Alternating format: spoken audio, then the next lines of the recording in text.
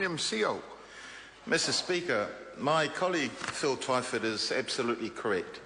We're here debating this bill to try and fix the muck-up that this government created when they rushed through the Auckland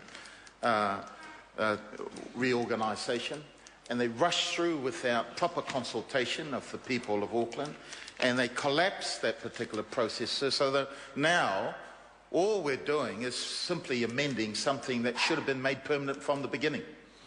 If they had had the foresight, if they had taken the time to keep their word by consulting the people of Auckland after the Royal Commission had completed its work, we wouldn't be here.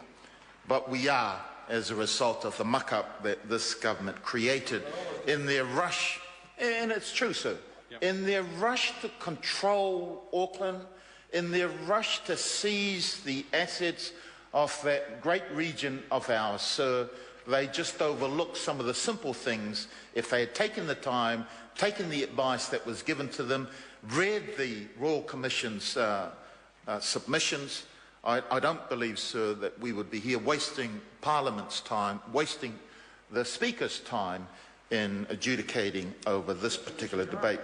That's right. I should be at home at this particular time. So look, absolutely, we've indicated that Labour will support this. It's a technical bill. It gives local council boards the powers to be able to delegate their responsibilities as they currently have. Without that, sir, local boards are going to have to continue going to the council to carry out its functions. But I think, sir, my colleague Phil Twyford was correct that in so debating this particular bill, I think it's timely, sir, to remind this House about the background context which led us to all this. Some in this House will remember that this is also an example, sir, of National breaking its pre-election promise. I don't know, sir, whether you'll recall that in 2008, during that general election campaign, Mr. Key promised the people of Auckland that if they are in power, what they would do is receive the Royal Commission's inquiry once it was completed, receives the options for consideration by the Royal Commission, and then they would comprehensively consult with the people of Auckland in accordance with the Local Government Act. That was the promise made. What happened, sir? The minute that they were in power, they refused to consult. They collapsed the process, wouldn't even give proper time to those who wanted to air their submissions, sir. And that, again, we saw that once this government had the reins of power, once they were the government, they didn't care one iota about that promise that was made, didn't care one iota about the Royal Commission, didn't care one iota about the concerns of the people of Auckland. And so instead, National imposed the structure on Auckland ratepayers. It was a structure that we believe was flawed, and as my colleague says, the jury is still out. It was a structure that was designed to corporatise the Auckland region. It was a structure designed to corporatise local government generally, sir. That was perhaps one of the first shots they fired in this experiment in attacking local government, in attacking local democracy. And we have since seen many, many other examples. Just to name a few, well, the override provisions in the Housing Accord, they recently forced Auckland Council to sign up. If they didn't sign up, this government will ride overshot over Auckland Council.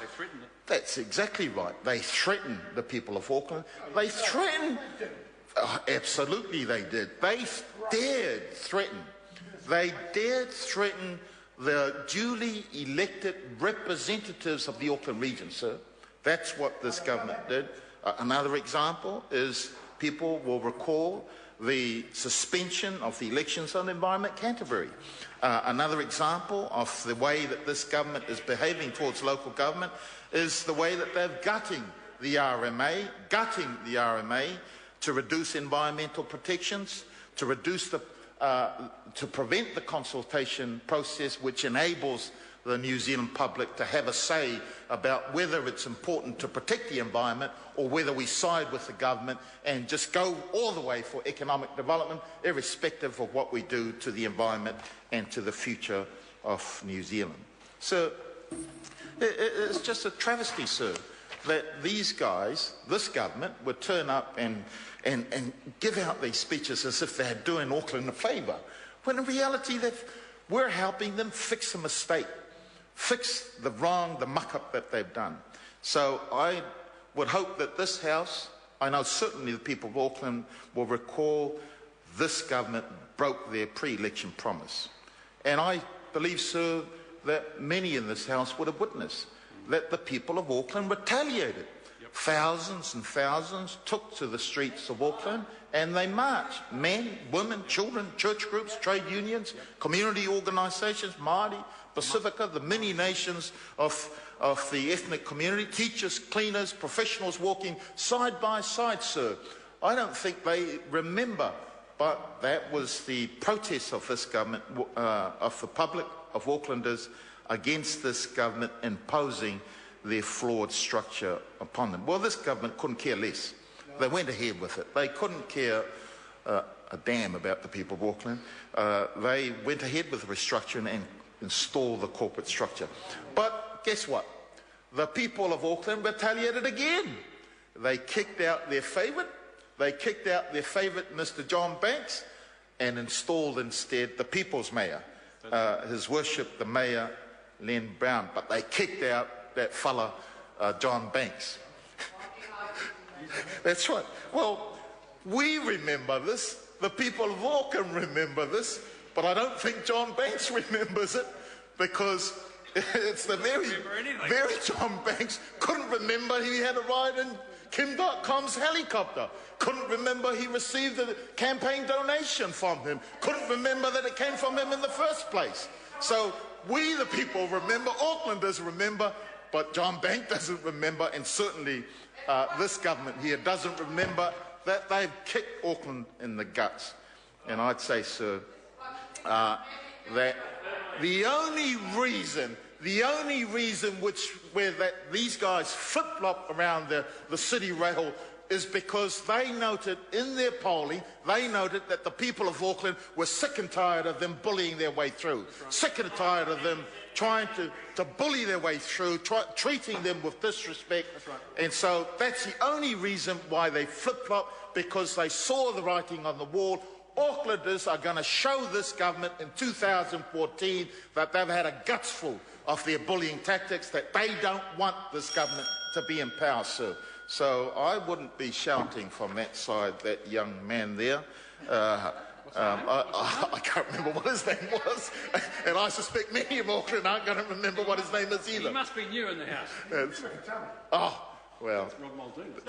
I thought that was Robert Muldoon too. But, sir, the member for Tamaki, a fine member he is. But I am saying the member for Tamaki because I suspect many of Aucklanders won't remember his name at all. Rob Muldoon is better. No, that's right. But, sir, to come to the point, we are here because of the muck-up this government created. We're supporting the bill because we shouldn't be here debating this. It is a bill that should have been absolutely formalised right from the beginning if they'd done their homework about it, if they'd taken the time to consult the people of Auckland. People of Auckland would have told them what to do. Many of them did, but they never listened. And I think, sir, come 2014, people of Auckland are going to retaliate. They're going to retaliate, and I know that many sitting on that particular side are going to be worried come 2014 because people of Auckland, sick and tired of this government playing their silly games, bullying their representatives, duly elected representatives, and a fine group of people who are standing for Auckland, particularly that mayor, that young man, Tawa'altoa Len Brown, not as handsome as some of us here tonight, but nevertheless, he's going to be the next mayor because he's the people's mayor. They trust him more than they trust this lot here, sir. And so he's going to be re-elected this year. I'm not so sure about that lot come 2014. Very good. Eugenie Sage. Mr. Speaker, the Green Party continues to support this uncontroversial Local Government Auckland Council Amendment Bill number 2, and I'm pleased to speak tonight on behalf of my colleague Denise Roche.